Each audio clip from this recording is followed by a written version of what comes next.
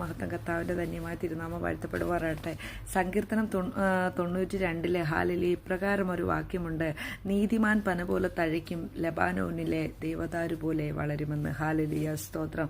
എന്നാൽ പലപ്പോഴും നമ്മൾ പറയാറുണ്ട്, ഹാലേലൂയ ദുഷ്ടനാ പന പോലെ തഴയ്ക്കുന്നത്, അവരങ്ങനെ ചെയ്തു, അല്ലെങ്കിൽ അവർ ഇത്രത്തോളം ദ്രോഹം ചെയ്തിട്ടെന്ന് കണ്ടോ, ദൈവം അവരെ ഉയർത്തി കൊണ്ടുപോകുന്ന കണ്ടോ എന്ന് ഹാലേലൂയ നമ്മൾ പലപ്പോഴും പറയാറുണ്ട് അല്ലേ. എന്നാൽ കർത്താവിൻ്റെ വചനം പറയുന്നത്, ദൈവം പറയുന്നത് അങ്ങനെയല്ല.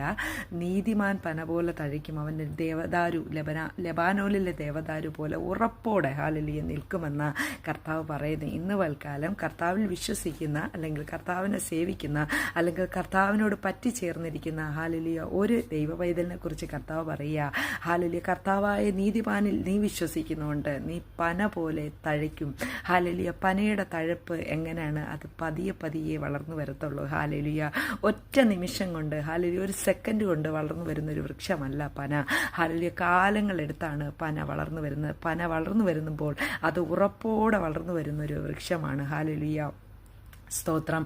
പനയുടെ ഹാലേലൂയ ആ ഒരു നമുക്കറിയാം. ഹാലേലൂയ നമ്മളിവിടെ അത് കാണുന്നതുകൊണ്ട് നമുക്കറിയാം ഭയങ്കര ഉറപ്പാണ് ആ തടിക്ക്. ഹാലേലൂയ നമ്മൾ അതിലൊന്ന് കൈ തൊട്ട് കഴിഞ്ഞാൽ അതിലൊരു ഇലയിലോ അല്ലെങ്കിൽ എന്തെങ്കിലും ഒന്നിൽ നമ്മുടെ കൈ വെച്ച് വലിച്ചാൽ നമ്മുടെ കൈ മുറിയുവാനായിട്ടില്ല. അത്രയും ഹാർഡായിട്ടുള്ള, അത്രയും കട്ടിയുള്ള ഒരു മരമാണ് പന. ഹാലേലൂയ ദൈവം മനുഷ്യനെക്കുറിച്ച്, കർത്താവിൽ വിശ്വസിക്കുന്ന, നീതിമാനായ ദൈവത്തിൽ വിശ്വസിക്കുന്ന ഒരു മനുഷ്യനെക്കുറിച്ച് കർത്താവ് പറയുന്ന, അല്ലെങ്കിൽ ഒരു വിശ്വാസിയെക്കുറിച്ച് കർത്താവ് പറയുന്നത്, നീ പന പോലെ തഴയ്ക്കുമെന്നാണ്. ഹാലേലൂയ നമ്മുടെ ചിന്താഗതി ഒന്ന് മാറ്റണം. നമ്മൾ പറയാറുണ്ട്, ഹാലേലൂയ ദുഷ്ടനാണ് പന പോലെ തഴയ്ക്കുമെന്ന്. ഇല്ല, ദുഷ്ടനെ കുറിച്ച് കർത്താവ് പറയുന്നത്, ദൈവം അവരെ വഴുവഴുപ്പിലാണ് നിർത്തിയിരിക്കുന്നത്. അവരൊരു നാൾ വീഴും.